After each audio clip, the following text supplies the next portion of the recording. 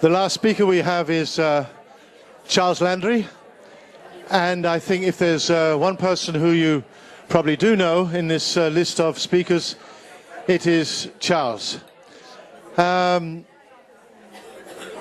good to hear we're awake, and now we have to be attentive again. And I mean, asking Charles to speak in an event like this is like opening for not one tap but several taps. You never quite know what is going to come out, because he produces things constantly and is rethinking all the time. Although he has kept on the same, you might say, track, the same direction for the last more than, I suppose, 30 years. And he was his Creative City publication was really, at its time, a document or a collection of thoughts, which is really one of the most impressive, but also the most important for many people, among others myself, some 25 years ago, I think it was. When was it actually published? Well, the big one in 2000, the smaller one with Franco in whenever it was, 95 or so. It was 95, wasn't it? Yeah. That was the year before I was doing the Cultural Capital. I think you actually came there to do that. And Franco told us yesterday this idea of the creative city, you heard it first mentioned in 88. Was it 88 you said? No, it was actually 1990. 1990, all right. And that was something to do with maybe with Glasgow, I'm not quite sure. Anyway, that's another time. That's another time. Okay, Charles is back to tell us what's happened in the meantime, and with his many different publications. And this idea of the civic city in a nomadic world sounds really enticing and really interesting. But you also at one point talked about we're not going to get anywhere with this alternative planning, alternative future thing, unless the bureaucracy starts to think differently. So you made a publication on that, which I also thought was really interesting, and talking about how it really is important to engage with the bureaucrats, engage with bureaucracy, and actually talk about how to make that creative. And that was a discussion we also had yesterday, very much, whether to like turn your back on the bureaucrats and go separately, or to actually infiltrate and still believe in it. So you'll probably be touching on that as well. And the other thing you might be touching, what was the other thing, Charles? The psychology in the city, which I just mentioned, is about how you have to understand the city as a very, very complex thing, but actually you might say, meta-psychology of the city is always really irrelevant. So I'm not quite sure where you're going to start and end, but it seems as though you're on the right track with the future. And who's that sitting there? It's at the Olympic Park at the end of the Olympics. Okay, all right, that's great. All right, okay, well, thank you very much for flying all that way, and thank you very much for coming back. And you know Helsinki quite a lot, and also Espoo, because you've been actually guiding their thoughts on their cultural strategy, I believe. Okay, good. All right, thank you, Charles. Well, thank you very much. As you can imagine, I love being here, and this place in particular is like a zen. Out there is fantastic. Anyway, I apologise not for coming earlier. Of course, I would have preferred to be here all the time. Anyway, that's life. So I'll just go through a bit of a thing. I mean, basically, we all know that the world is moving faster, we're eating faster, we're walking faster, we're trying to think faster. Whether we're being clearer or not is a completely different question, as we all know.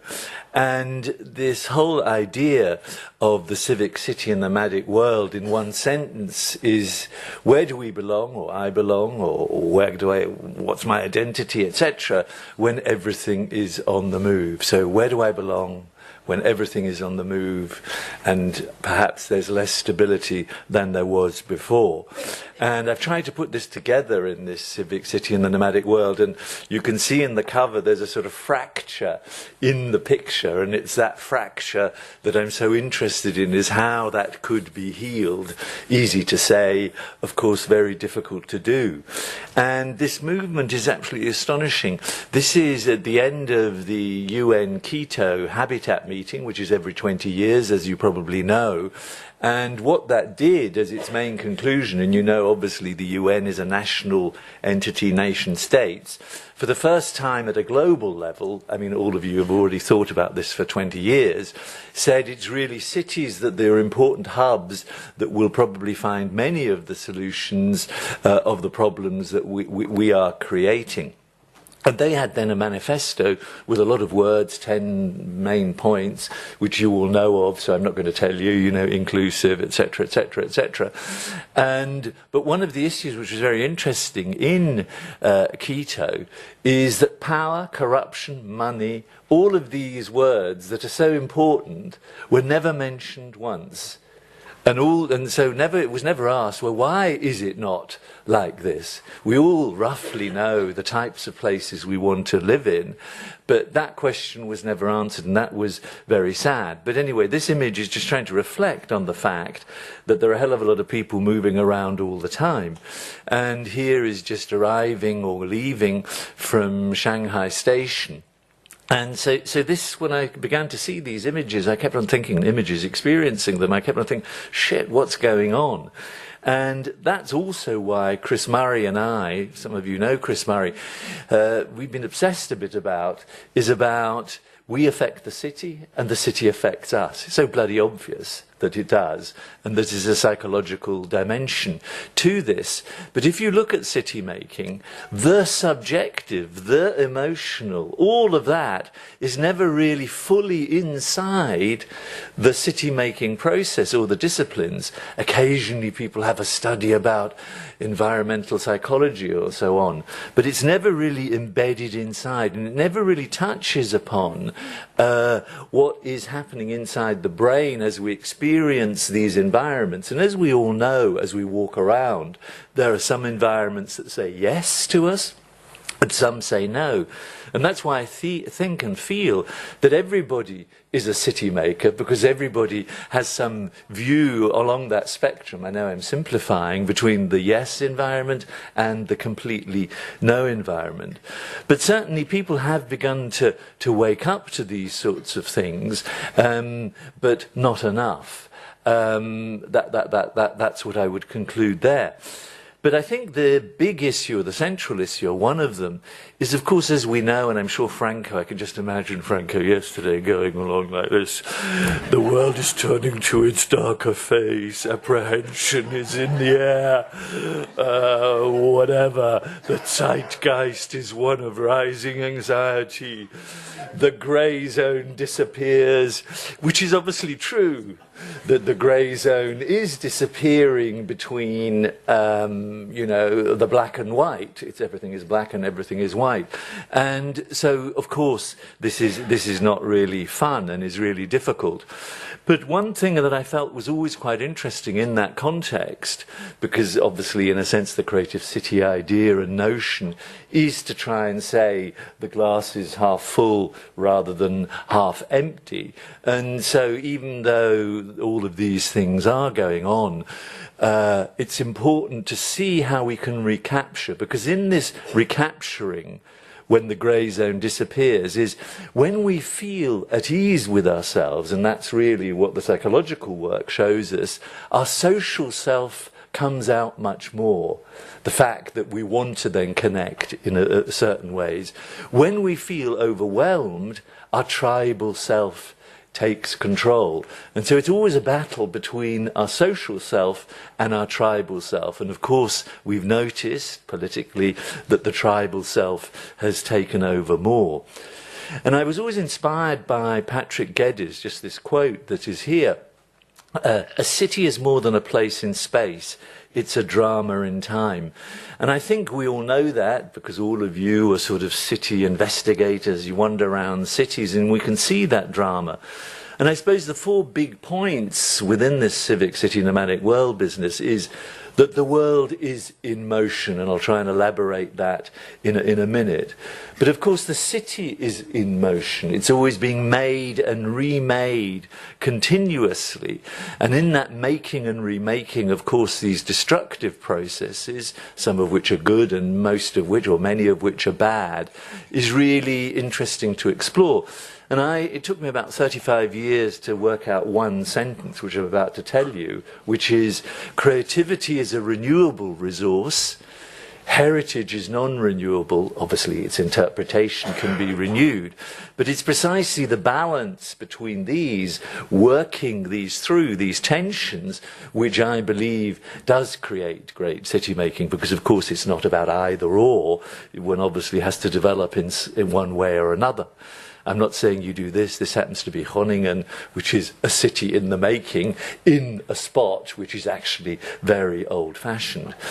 But the third thing about the city in motion, the world in motion, is, of course, in how do you generate places of encounter? And when I say places of encounter, it can be, of course, that public space, but it can, of course, permeate into that ever more private space that leaves behind it.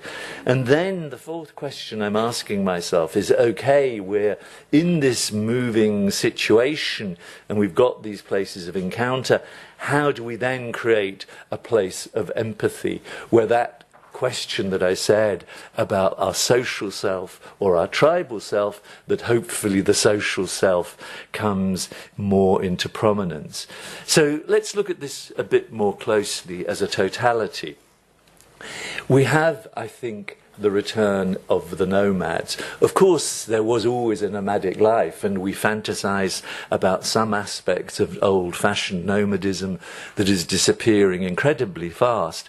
But there are new nomads, and it's not just the hipsters, of course, we'll come to those in a minute, but it's nomads in all sorts of sense. When we move from one place to the next, the question is, what are the places we're moving to?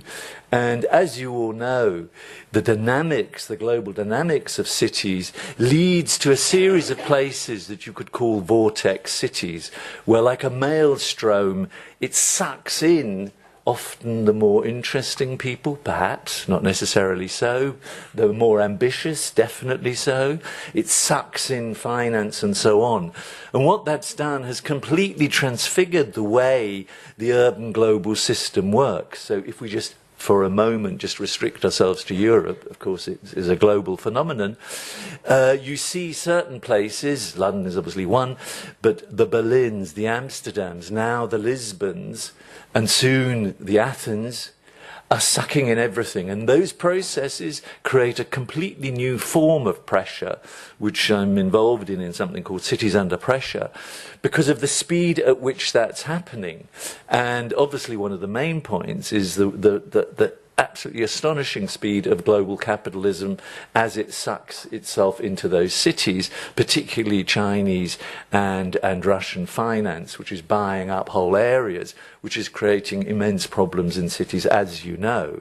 So that's just one movement. But the question about these people, these individuals, many of us probably represent some of these individuals, is we leave from, let's say, a smaller place and we go perhaps to this vortex city. Will we go back to that smaller place, to that secondary, tertiary, etc., city? Which is why it's so important, for me at least, because the way the urban system works, and obviously technology helps, is that those other places that are not those become as interesting as possible. And there's a lovely project in Germany called Happy Locals, where one of the key guys in Berlin who founded Tresor, which is one of the big clubs like Berghain, you'll probably know those, has got this project called Happy Locals, which is trying to keep all of these folks that are apparently so interesting back in their small localities. So the question for a city planner, for example, in terms of identifying where are we, is really to ask, what is this churn between these people who are coming in and out? Are the interesting people only going in, interesting in quotes, to those hub cities, or are they also coming back to the others? And this question of the talent churn, or the churn, is an indicator that is never used, but it's so easy to identify. You just need to ask people, are people leaving or coming? Etc., etc. And so these old and new nomads come in very different variations. And if you just look at the city, you can see them here. This happens to be Berlin, but what I liked is this backpacker guy has got something, all these cities on his bed. Vienna, and the other edge, you can't see it, is Sao Paulo, by the way, just so you know, etc. And, you know, you see them in airports. This happens to be this Copenhagen. It doesn't matter where they are. And when you look at these people, this is Istanbul, you can see the whole working arrangements are changing. And so suddenly and slowly, we know this already, of course, we're saying the classic corporate structure that we're so used to is not necessarily the place where many people want to be. And I caught this guy, and what was so interesting, you know, it's a coincidence when you're so obsessively taking photos, suddenly I saw that later he had a bag called Roots, and this exemplified for me everything about this sort of movement that we're talking about. But what is quite interesting is within this movement, and we'll be much more specific shortly, even banks are changing. This is the main bank in Antwerp. Antwerp is quite an interesting place, as you know, quite big, 600,000 people. And this is the main bank. And the first 3 floors of this bank is this. So the bank, you cannot see the bank anymore. The bank is somewhere else. It's up there. Because the bank realizes that if it's going to connect with the sort of people it needs to generate the resources ultimately, it needs to connect with them and create spaces for them. The new main Deutsche Bank in Berlin, for example, you would think this is a yoga meditation zone. You've got no bloody idea what this is. You come in and it's sort of very cool and yes, okay, or what's going on? And then somewhere in the background, of course, there's someone who says, yes, do you want a loan, or won't give you a loan. But you know what I'm getting at. But these spaces could be also, of course, a library. And of course, as you see, what I'm talking about is the importance and significance of third places, neither home nor work, but also the street, and that's why the public realm is so important. But more seriously, there are more other people moving around. The guest workers. We all know that in the UAE, United Arab Emirates, only 14% of people are actually Emiratis. The majority, more than 75%, are from the Indian subcontinent. And they are, of course, they're not citizens, they're not citizens, full stop. They live in encampments. If you've been to these encampments, you know, it's all a bit sad. They go home perhaps once every 2 years, etc., etc. Their passport is taken away, etc., etc. And then, of course, there are the 80 million refugees. So when we talk about the world in movement, we often simply focus on the refugees. They're incredibly important, but there are 80 million of those, then plus 10 million stateless people, who are often, quite a few of them, are in airports, who've been there. There's a couple of cases of people living in an airport for 2 years because they're completely stateless. But in terms of when you add all the types of people that are moving, and we'll come to these other types in a minute, some people say it could be 1 billion people moving at any moment. So the refugee is incredibly important, but it's only one segment of that. They may end up in all sorts of contexts. Like here, again in Istanbul, they'll earn their money in all sorts of ways, and you know much more about this than I do. But a very significant proportion of people who are on the move are students. And it was so wonderful that Umberto Eco wrote about the Erasmus program and say this is the best program in the universe because it's creating some sense that we're understanding each other. And then there was a study, you perhaps heard about it. I sort of jumped for joy when I read this. I didn't read the study, I read about it, which said, apparently, it's an EU study, which says 1 million children have been born because of Erasmus. Now, isn't that amazing? That has created a level of intercultural understanding at one point, because far more people who go on Erasmus programs marry or fall in love or do something, whatever, with people from a different culture. Now, that, of course, sounds wonderful at one level, but it's also wrenching. It's wrenching because of where was my home, whose home am I going to go to, and so on. And so that's why I feel, although we love, perhaps here in this room, this sense of that diversity and movement, at the same time it it is back to that question, where do I belong when everything is on the move? And of course, one of the biggest, we didn't see Chengdu, this is Chengdu, by the way. Forget Chengdu, this is just a typical tourist. The tourist movement is perhaps the most overwhelming of these movements, and that is for all sorts of reasons, just to, have fun and explore. But of course, of beauty and health. You probably all know the world capital of, butt lifting is Brazil, as you know. There's lots of beauty tourism, Costa Rica. There's countries that have vast industries on this, Poland for dentistry, Hungary for dentistry, and so on. So there's a hell of a lot going on. And then there's, of course, a darker side to tourism that you all know about.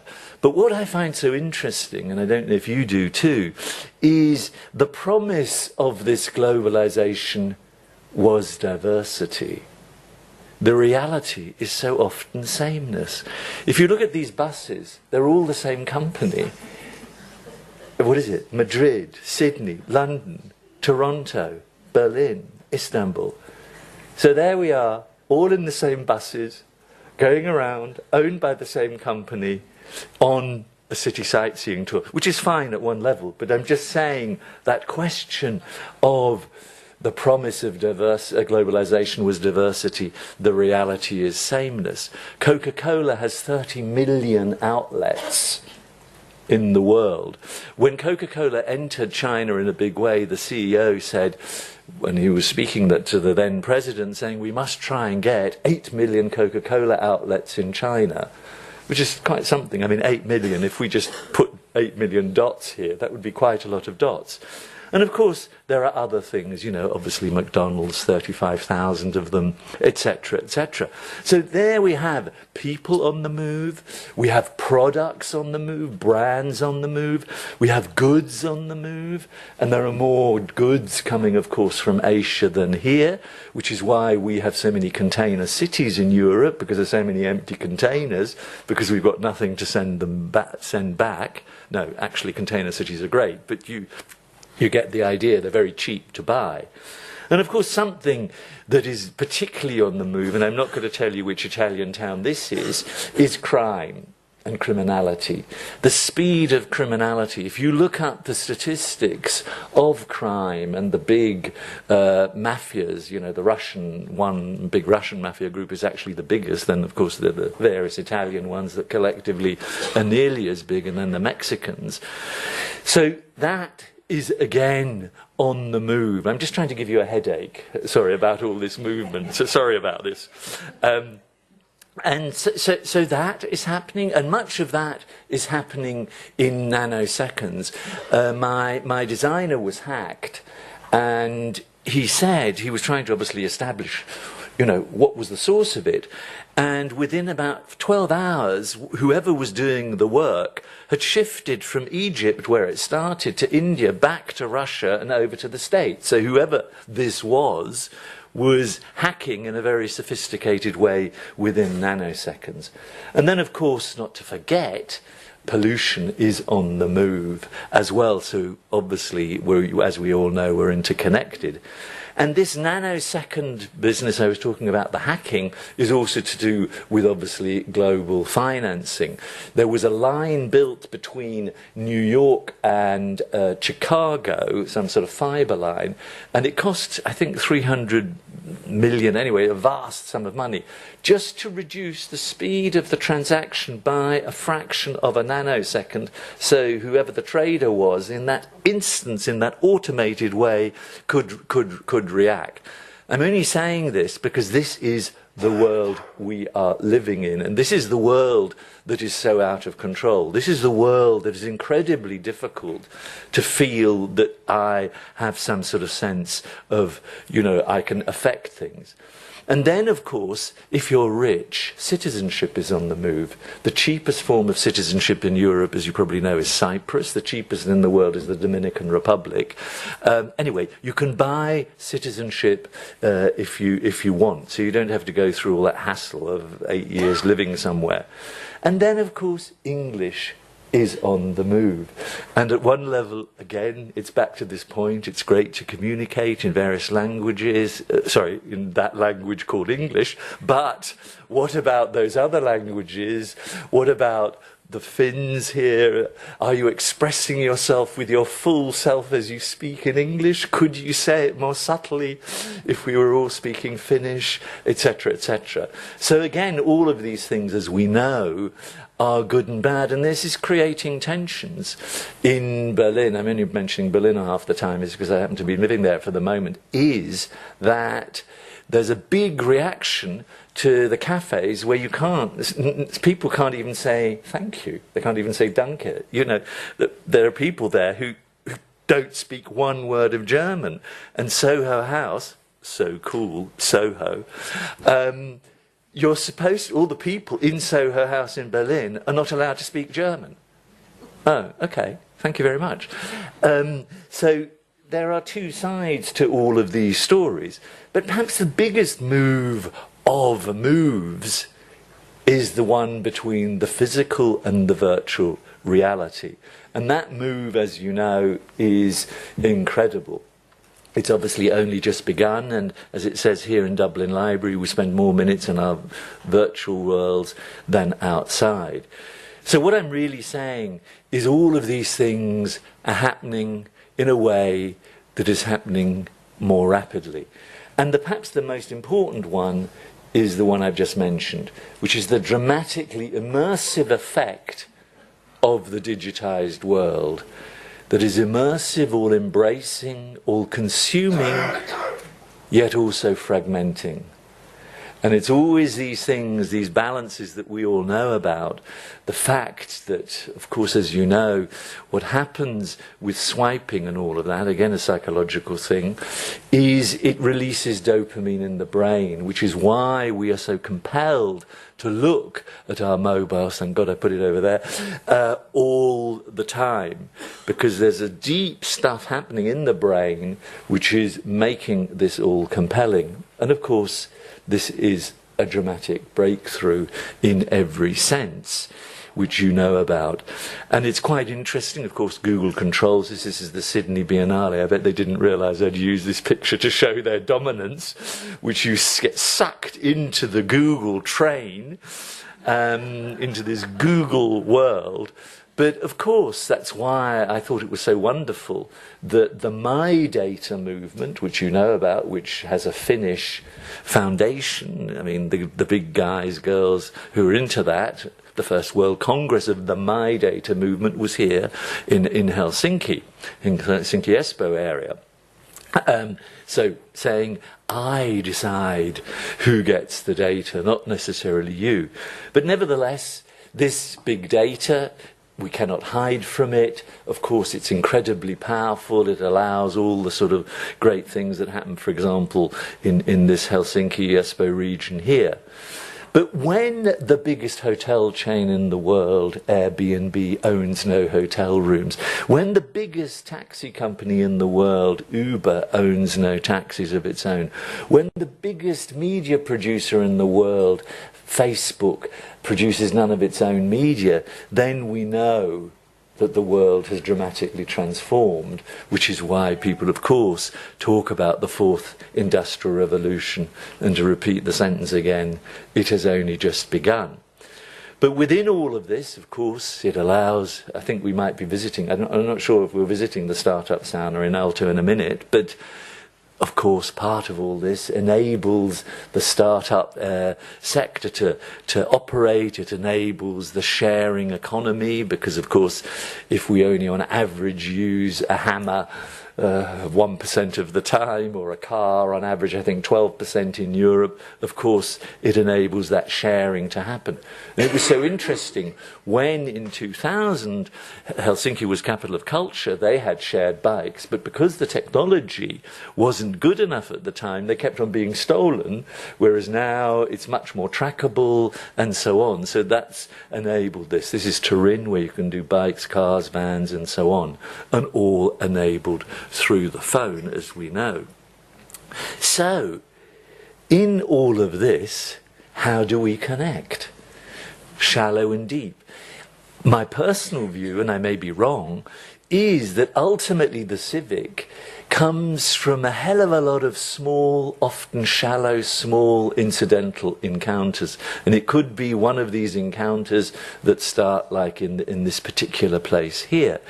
The encounter, so to some extent we use big words like community, and I think community is obviously important, but when I think of its beginnings, leaving aside that if you're in a village you've got no choice, it's often these small incidental things that build into a bigger story. And that can be in all sorts of ways. I'm only showing this because this is in fact precisely the street where the bomb in Istanbul happened. That trust that is being exhibited here between police people and those residents is of course now in these newer contexts actually endangered.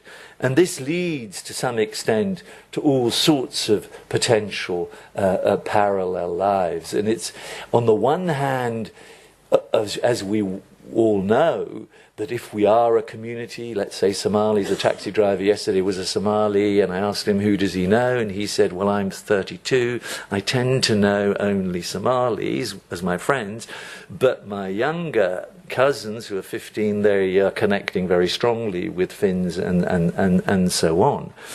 But so we all understand that one often wants to have one's in-group, but in the city, of course, in theory, is also a place of connection. And the stark examples we know everywhere, this is, of course, Jerusalem, where those fractures are so dangerous. So it's really about how to avoid that, which is back to my point, about how do we create places of encounter. And these, of course, this is all cultural projects, and I'm sure you've discussed those all over the last few days. And how here, this is a video shop in Penang, so don't worry, but how do you bring these different views together that often have views of life that are fundamentally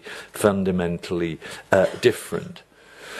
So in this that I'm describing, this nomadic world, some people think, of course, it's completely invigorating, and others think the opposite, which is why we have that sense of apprehension is in the air, the world is turning to its darker face, and so on. But if you add it all together, I think we are, or the world is, in the midst of being completely redesigned. And the question really, in all its facets, politically, legally, because a lot of what I said has massive legal implications. And the question is then, what is our view, our vision of where next? And given the technological side of things, you know, I didn't talk about artificial intelligence and so on, but that's why I'm saying it's only just begun, is how to keep the human perspective centre stage. And that can express itself in all sorts of ways. I happened to be in Antwerp the day after that French outrage, and this is the museum.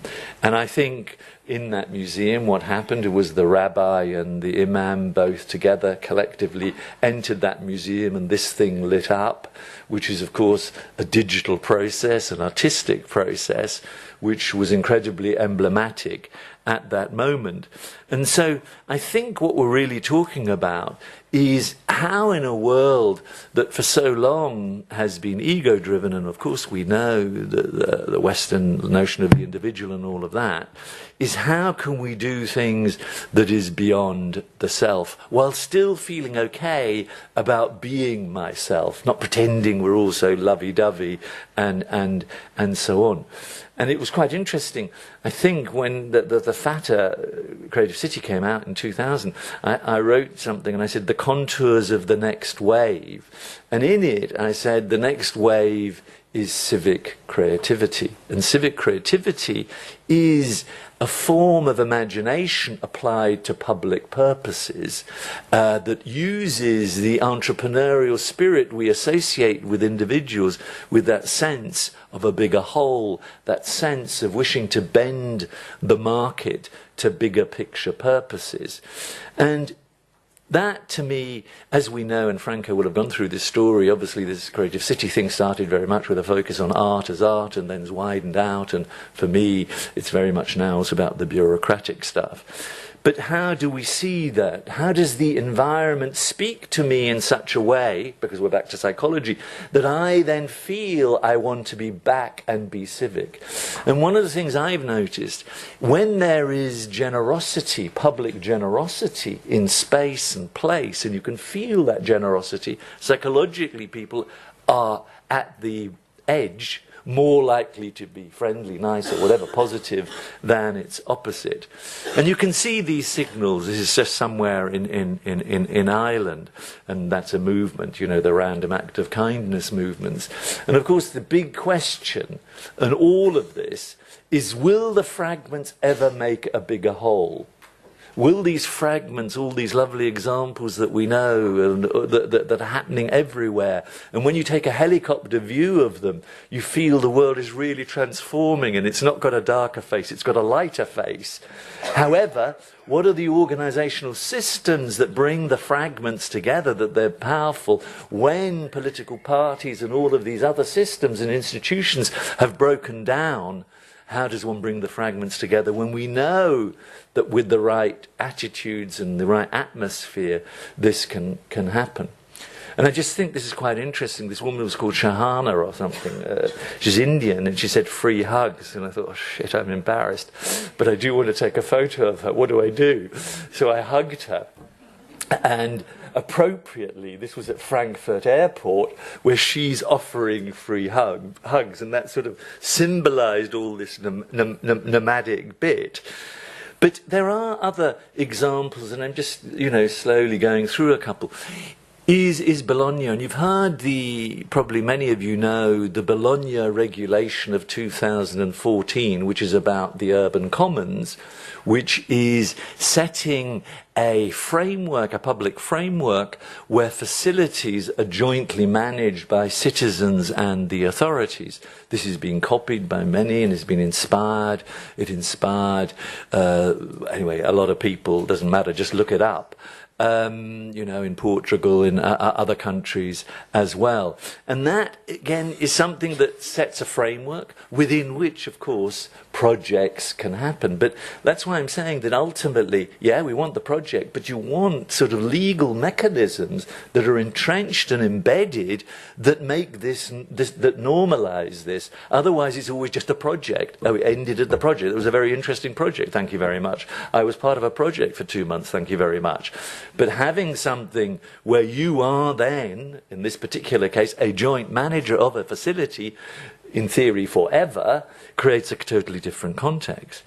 Here's another example. I mean, these are just snapshots, and I'm sorry, but my main point about it is really this question of this political. This is in Bogota.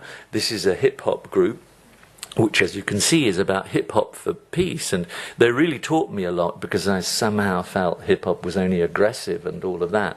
But these guys there told me about the roots. But it's intergenerational hip-hop, and it's also men and women and all of that, girls and boys and stuff like that. And their whole aim in this favela is actually to generate peace through hip-hop. Sounds very contradictory, but it's not. And you will, of course, know Medellin. Anyway, you know Medellin, and you know it's turned and become the poster child of urban reinvention. And funny enough, the mayor of Medellin was where I was yesterday. And what he said is two incredibly important things, because everybody was saying, why can't we do this? And why can't, you can imagine what they were saying. Why is the UN Habitat Agenda not happening? And he just said two things. He said, interestingly enough, and this is in contrast to Britain as an example, we do own the electricity and the water company. And because of the profits of the electricity and the water company, we can do things like build these escalators, like build these fantastic libraries you know about, which have been, you know, all of this stuff that has helped reduce crime. Because 25% of our income comes from that. That's point one. And secondly, it's no surprise, he said, the only important thing is we made a political decision to give the poor the best.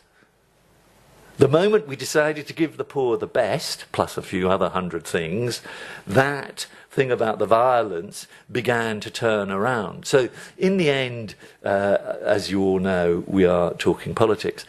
And then I do want to mention your region, because this thing, which is not a thing, of course, I don't know what to call it, because it's in Helsinki, as you know, and it was built in the world design capital. So what do we call it? Do we call it a reflection space? Do we call it a what? But I've been in there many times, and this is social services and the Lutheran Church. You'll correct me, Timo, if I'm wrong. Yeah, you're nodding, yeah. And if you go in there, sorry, if you haven't been in there, go in there immediately, but slowly. And that, to me, although there's nobody there, is actually generating that feeling that I could be or wouldn't mind being with someone else, which is back to my point about the Civic, that which we do together. And anyway, so these signals of the Civic, you see everywhere. They're building the new metro here in Berlin.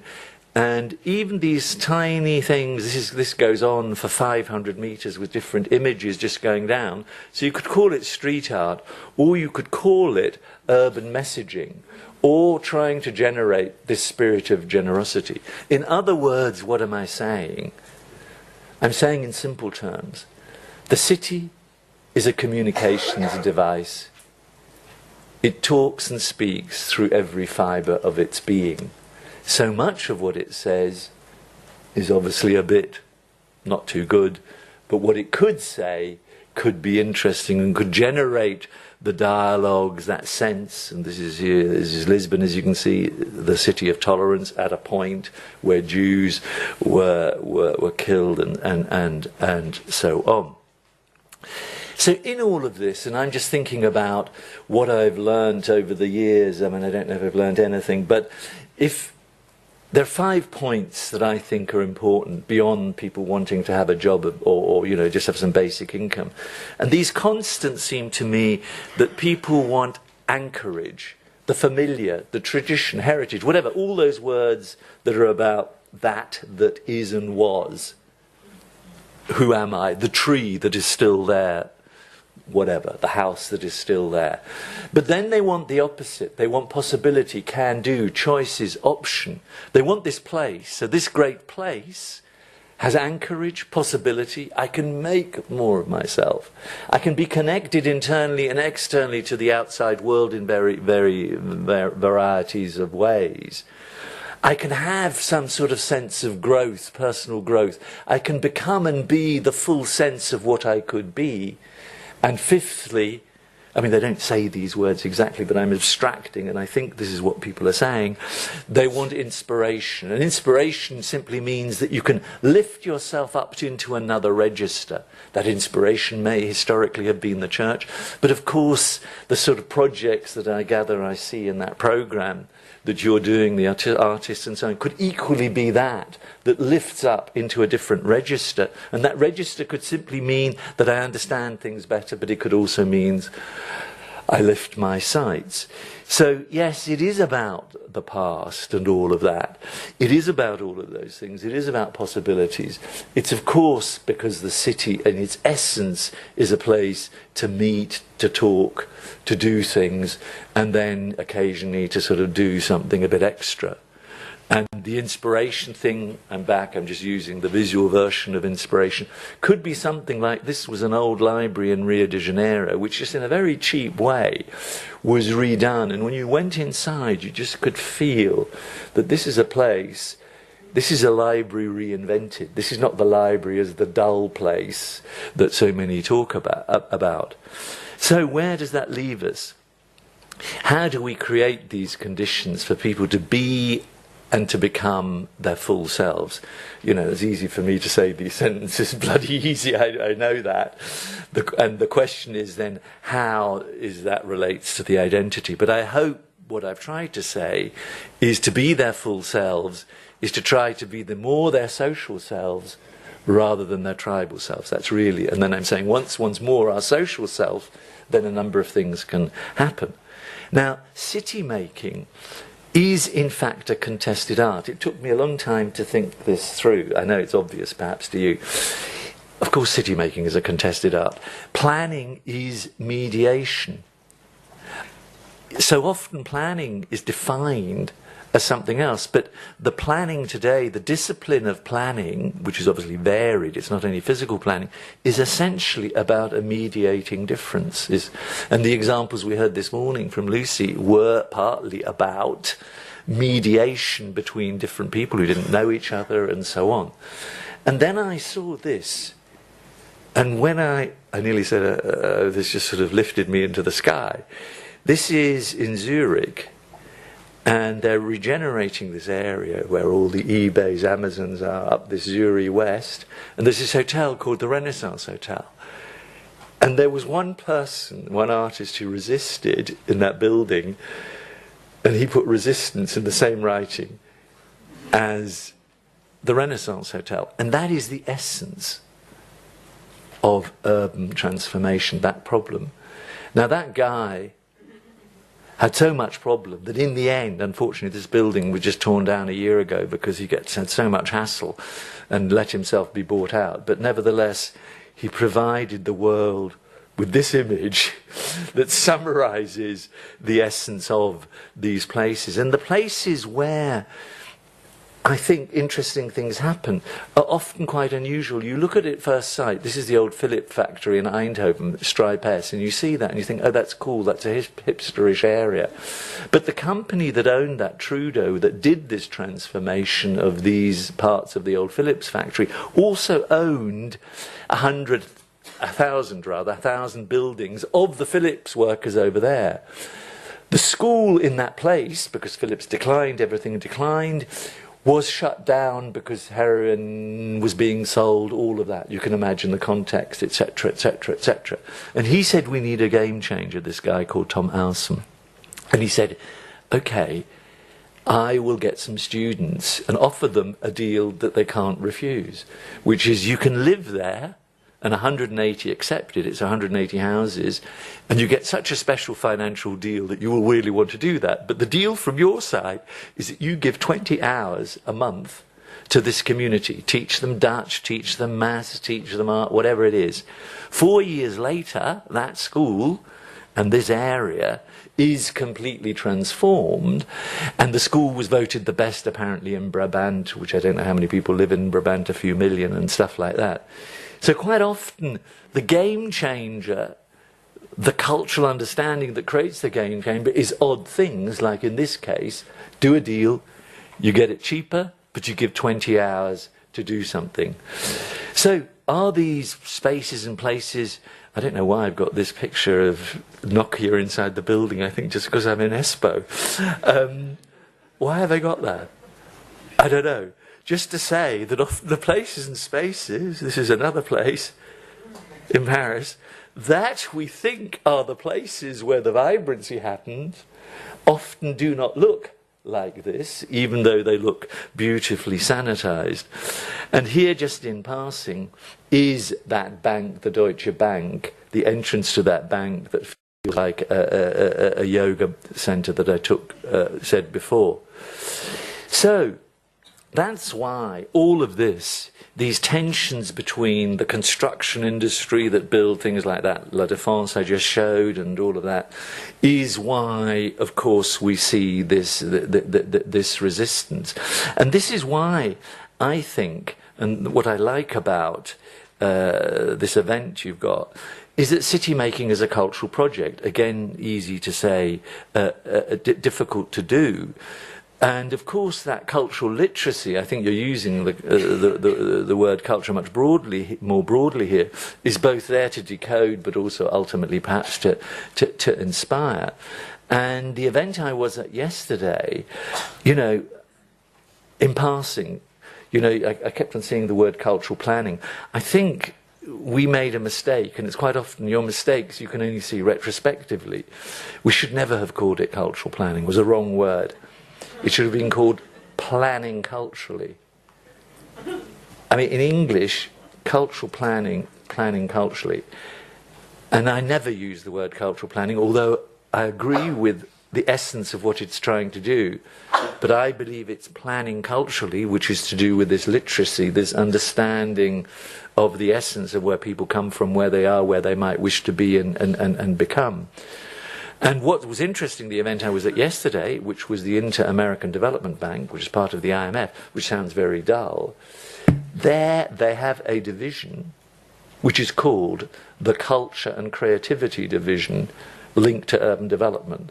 Now, if you just think about the processes of trying to get a bank like that to install a division that has that title, you may criticize lots of things about it, but I think that's at least a step forward. So in terms of this cultural planning, culturally thing, have we moved forward or not? I just don't know. Some signals like that example I'm just giving now would suggest that we are occasionally moving forward. But what's so interesting is the meeting places. We all know that this big danger, which is why I talked about protest, is that the places that people want to be in now and create often look so different. This is the Holzmarkt in Berlin, which is 250 meters on the main riverside on the Spree, which was transformed by a group of people, it looks like this and this, by people who owned a squatted nightclub called Bar 25, and they created such a protest that they got a series, an insurance company, the foundation of Abendroth, which is an insurance company, a Swiss company, to help them buy the land. So they bought the land so they could do this. This is not profit maximizing, as you can see, but there are a couple of anchors which make money to balance the books. But what there has been now is a movement which has happened here, and then another part of Berlin, this is another nightclub, which is of foundations coming in and buying key properties and taking it out of the speculation market, which is back to my cities under pressure thing. Because in the end, it's all very good doing the project if you don't bloody own the thing, or at least have an angle on the assets, or, like Medellin, have enough revenue coming in to be able to have leverage over the forms of development, because otherwise it's all that just being a protest. And the protest, of course, we all agree with. So there we are. We're in this movement area. Things are moving. We're in a startup area. Yes, yes, yes. All very good. What is the key element? The key element is back to what we've already known, and which is why the world's darker face is so difficult, is the city obviously needs experimentation zones. If you were a private company and someone said to you, do you have an R&D department? And you said no, they'd say, are you mad? Are you trying to go bankrupt? The city needs exactly these same experimentation zones, and some of it will be rubbish, but some of it will be wonderful, and some of that alternative will become the mainstream that itself will be challenged at another point and become I don't know what. Or some of the best of that was an innovation will become mainstream, will become heritage, that then needs to be connected with new innovations and so on. But that's the process, a dynamic process of city making. And I think that that really is the key issue. And that is not easy because it requires a bureaucracy, firstly, to agree with it, and secondly, to accept it.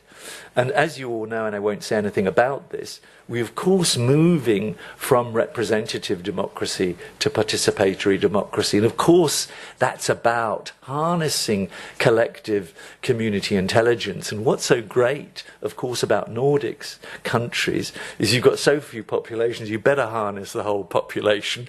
If you've got 80 million, you might say, okay, let's leave 40 million behind. I mean, I'm not saying that's what countries do, but sometimes you feel they do that. So how that happens will happen in different formats. You've talked about it all over the weekend.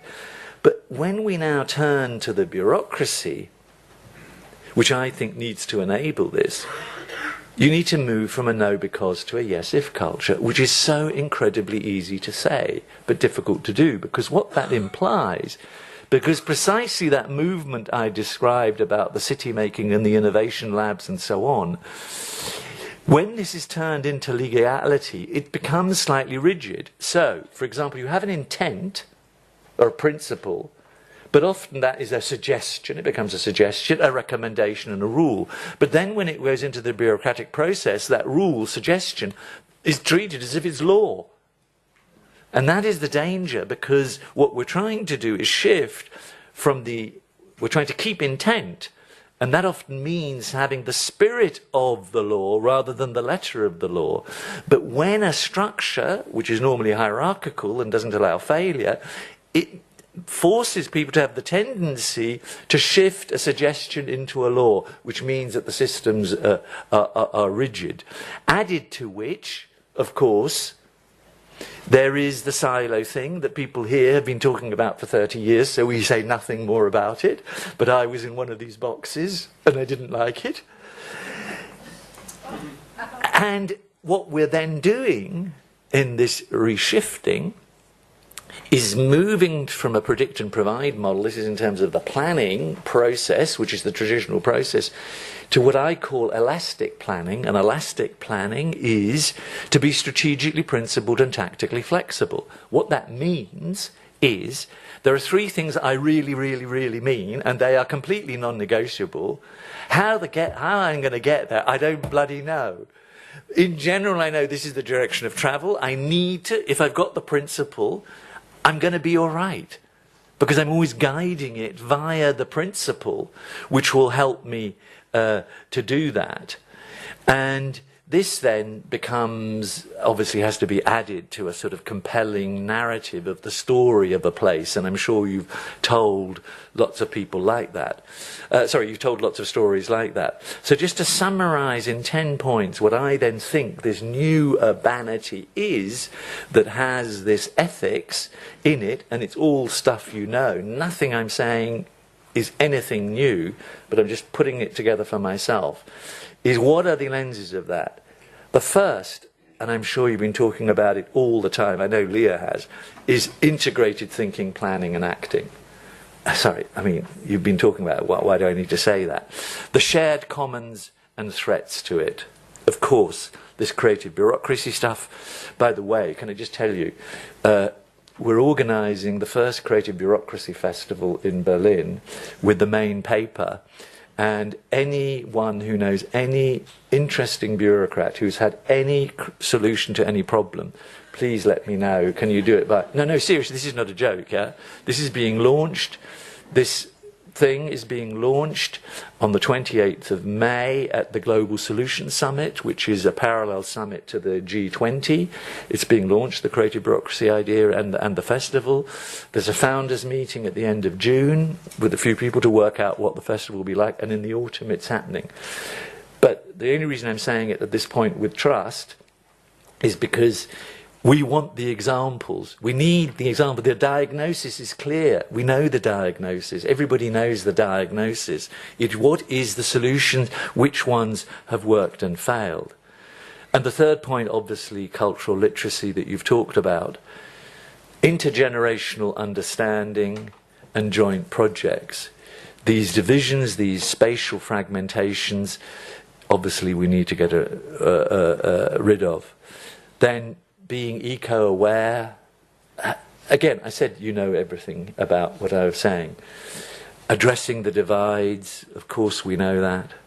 Healthy urban planning. I was so inspired by someone called Hugh Barton. I'm nearly finished, by the way. Have I gone on for hours? Sorry, I just was in a sort of loop. He added the word urban planning. He just put the word healthy urban planning. It's so simple. If you just always put in front of urban planning healthy, then somehow thinking about a city that makes you healthy rather than ill may be a good idea. And then the aesthetic responsibility. I just think it's so important to ask a developer, do they even know the word aesthetic, by the way? The aesthetic responsibility to show this generosity and this stuff that we're talking about. And then I'm really nearly there, I promise you, is of course I still believe in the creative city ethos, which is basically empowering an ethos. And in one sentence is how do you create the conditions for people to think, plan and act with imagination in creating solutions and solving problems. And then we need, of course, an invigorated democracy. But that in the context of the digital age. And I love this piece of Russian artwork. It means just really rethinking the rule system and so on. So some of that may or may not deal with this fault line, this fragility that I'm talking about in this nomadic world. And it is about the management of fragility. And that requires us to have this flexibility and this alertness. And so there I leave you.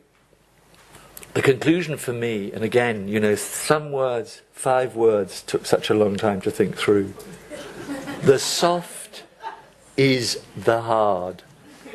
It just took me so long to work that out. That building the infrastructure is easy, but the soft is the hard.